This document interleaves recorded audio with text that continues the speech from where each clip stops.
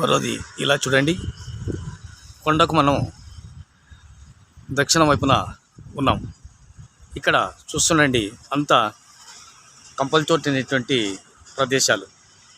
ఎక్కడ చూసినా కానీ మరి సర్వే రాళ్ళు పాతిన దృశ్యాలు, మట్టి తూలిన దృశ్యాలు అయినప్పటికీ ఇవన్నీ కూడా పట్టాలు తీసుకొచ్చినట్లు విశ్వసనీయ వర్గాల ద్వారా తెలుస్తోంది.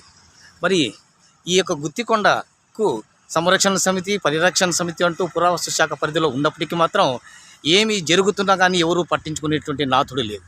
మరి ఈ యొక్క గుత్తికొండలో మరి నిధుల కోసం త్రవ్వకాలు కొనసాగుతుంటే మరి పట్టించుకునేటువంటి దిక్కు మాత్రం ఎవరూ లేరు. ఒక వ్యక్తి డైమండ్ బాబా అంటూ షార్ట్ ఫిలిం తీసినప్పటి నుంచి దాదాపు గుత్తికోటలో కొండలో 3 నుంచి 4 త్రవ్వకాలు జరిగాయి. కొంతమంది నిందితుల్ని పోలీసులు అరెస్టు చేశారు. కానీ ఇందులో మాత్రం సంరక్షణ సమితి, పరిరక్షణ కమిటీ సభ్యులు ఉండరు. కనీసం కేసుల్లో కూడా సాక్షిగా ఉండరు. ఇప్పటికే దాదాపు 2 కేసులు మరి కోర్టులు కొట్టేశాయి. మరిన్ని అంటే 2 లేక 3 కేసులు కోర్టులు కూడా కొనసాగుతున్నాయి.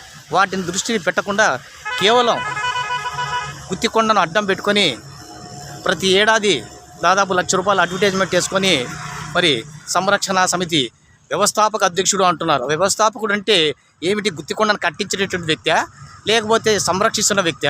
ఏదో అర్థం కావడం లేదని ప్రజానీకం ఆందోళన వ్యక్తం చేస్తోంది.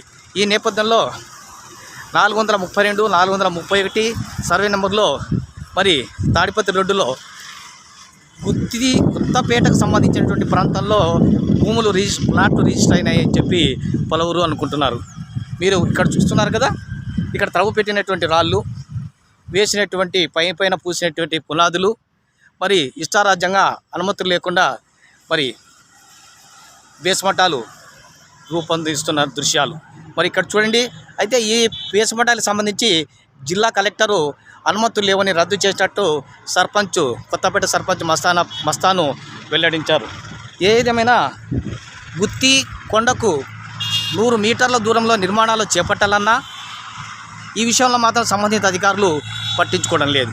కానీ గుత్తికోటలో ఎవరైనా పడిపోయిన ఇల్లు తిరిగి నిర్మించుకుందామంటే అడ్డు వేస్తున్నటువంటి సిబ్బంది అయితేనేమి, అధికారులు అయితేనేమి, మరి గుత్తికోటకి కేంద్ర పురావస్తు శాఖ పరిధిలో ఉండేటువంటి దీని ఒక మానిముఖ్యాన్ని చుట్టూ నిర్మాణాలు కొనసాగుతున్నప్పటికీ, త్రవ్వకాలు కొనసాగుతున్నప్పటికీ, నిర్మాణాలు ప్రారంభమవుతున్నా వీటిని అడిగే దిక్కు ఎవరూ లేకుండా పోతుందని ఈ విషయంలో అటు రెవెన్యూ అధికారులు అయితేనేమి, ఇటు పురావస్తు శాఖ అధికారులు అయితేనేమి, పోలీసులు అయితేనేమి సంయుక్తంగా చర్యలు తీసుకోవాల్సినటువంటి ఆవశ్యకత ఎంతైనా ఉంది.